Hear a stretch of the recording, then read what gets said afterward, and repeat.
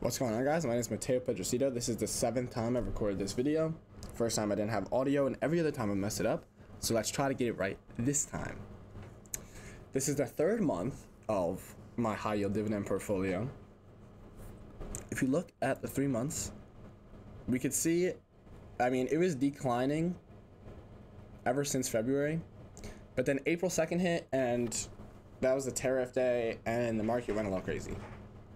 But because of that, I started using margin. Right now I'm using $1,500 worth of margin, and I have a margin buffer of 38%.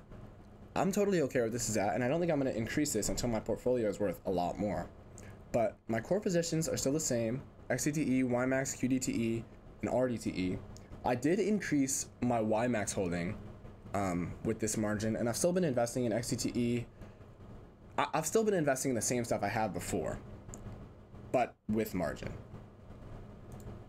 I do have a new position, YBTC. When I bought this, Bitcoin actually started doing really good. I did not buy this because I thought Bitcoin would start doing really good.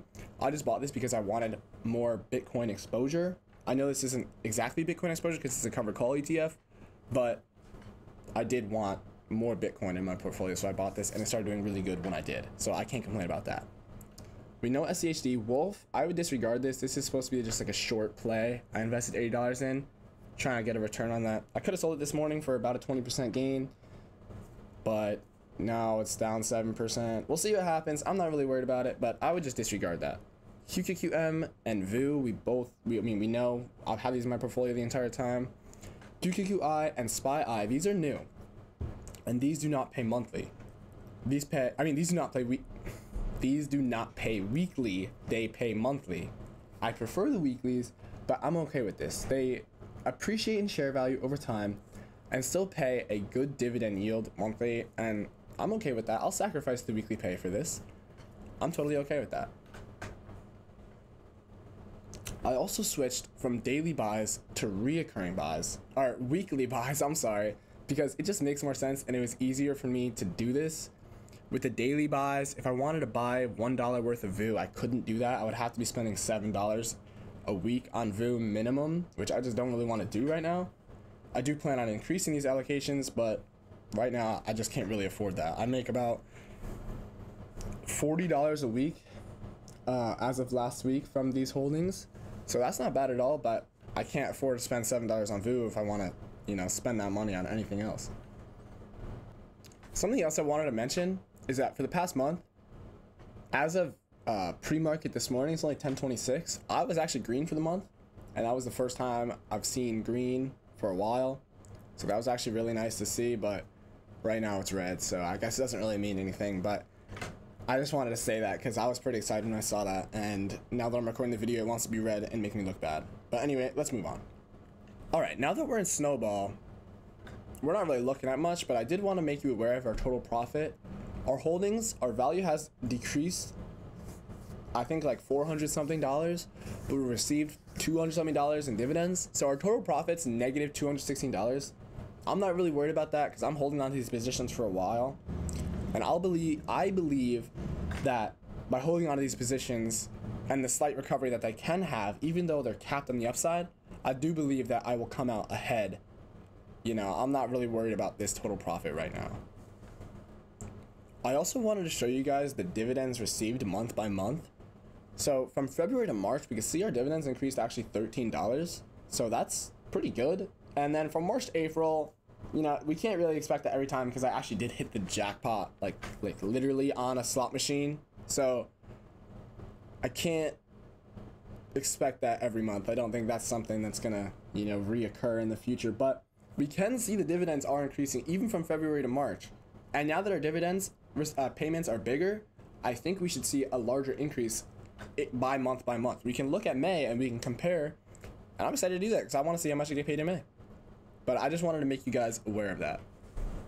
So if we sort our holdings by total profit in Snowball, where we take the capital gain plus the dividends received and add them together, you can see that YBTC is actually doing the best for us. We're up 17%, and that's actually really good. I only hold 6 shares, so it's not a lot. If I had bought more, it would have been better, but then I would also be, using more margin and putting myself at more risk. So I'm totally okay where I'm at. This is in my reoccurring buy, so I do like YBTC, but right now we're doing pretty good. QQQI and SpyEye, I guess actually all three of our new ones are actually doing very good right now. VU, SCHD, and QQQM, these guys are in the background. I'm not really worried about these guys right now. Over time, I think they'll outperform pretty much like everything in my portfolio growth-wise.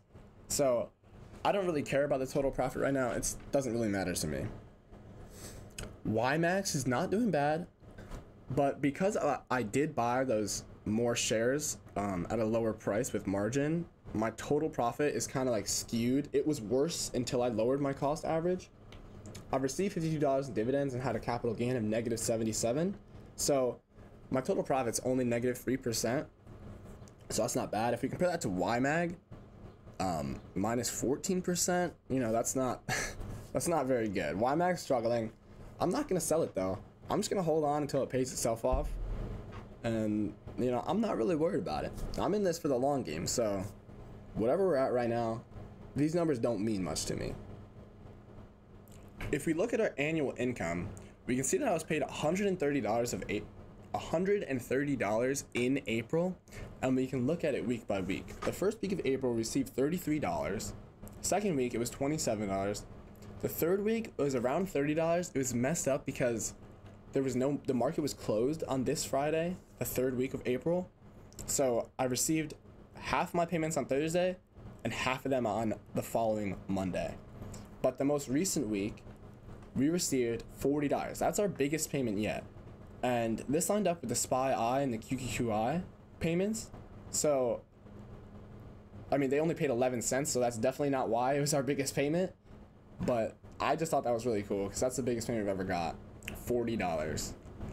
The portfolio currently is lagging behind the S&P 500 by 3%. So that's not good. I mean, we have unlimited downside, but capped on the upside with these funds. So this is to be expected when the market rallies like it did on April 9th. We will be falling behind because we can't go up as much as the market actually does. So that's not really good. Also, if we compare it to the amount we've invested, so far we've only lost money. We've invested more than our account is worth right now.